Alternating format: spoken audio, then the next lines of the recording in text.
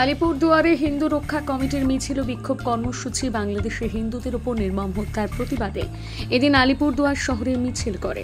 মিছিলটি শহরের বিভিন্ন এলাকা পরিক্রমা করে। পরবর্তীতে মিছিলটি প্রশাসনিক ভবন ডুয়ার্স কন্যার সামনে আসে এবং সেখানে তারা বিক্ষোভ দেখায়।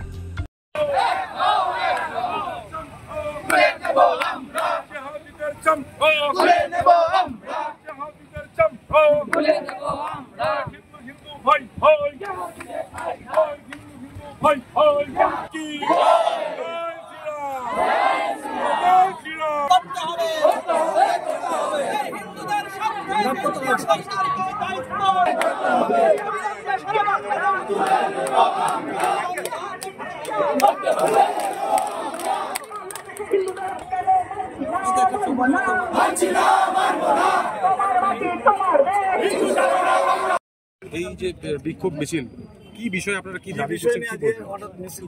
আমরা বিগত কয়েকদিন ধরে সংবাদ মাধ্যমে, সংবাদপত্রে বা ফেসবুক, ইলেকট্রনিক মিডিয়া, সোশ্যাল মিডিয়ায় দেখতে পাচ্ছি যে বাংলাদেশে ছাত্রদের দ্বারা সেখানকার সরকারের কাছে কোটা বিরোধী যে আন্দোলন শুরু হয়েছিল এবং পরবর্তীকালে সরকারের বিরুদ্ধে বৈষম্য বিরোধী যে এক দফা আন্দোলন এবং তার চূড়ান্ত পরিণতিতে শেখ হাসিনা সরকারের পরাজয় এবং শেখ হাসিনার বাংলাদেশ ছেড়ে চলে যাওয়া, তার পরবর্তীকালে সেখানে যে সহিংস পরিস্থিতি তৈরি হয় এবং বাংলাদেশের বসবাসকারী যে সংখ্যালঘু সম্প্রদায় হিন্দু, বৌদ্ধ, খ্রিস্টান, আহমদিয়া, এমনকি আওয়ামী লীগের নেতাকর্মী, বুদ্ধিজীবী, কবি, সাহিত্যিক, সঙ্গীত শিল্পী, সুশীল সমাজ প্রত্যেকের ওপর যে একটি অমানসিক নির্যাতন নেমে আসে, বিশেষ করে সেখানকার যে তৎপর মৌলবাদী গোষ্ঠী, তারা সংখ্যালঘু হিন্দু সম্প্রদায়, তাদের বাড়ি ঘর, ব্যবসা প্রতিষ্ঠান, মঠ মন্দিরের ওপর হামলা করে।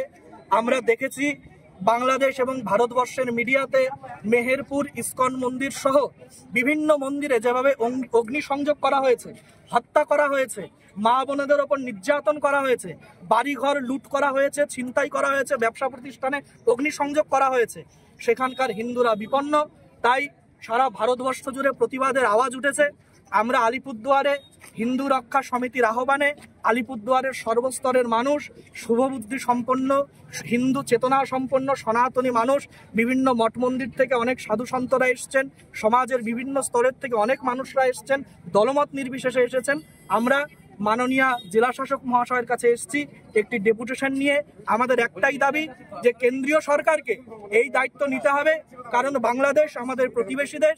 1947 সালের আগে তা ভারতবর্ষের অবিভাজ্য অঙ্গ ছিল। তাই সেখানে যদি কোনো দুর্ঘটনা হয় সেটা আমাদের জন্য বেদনাদায়ক।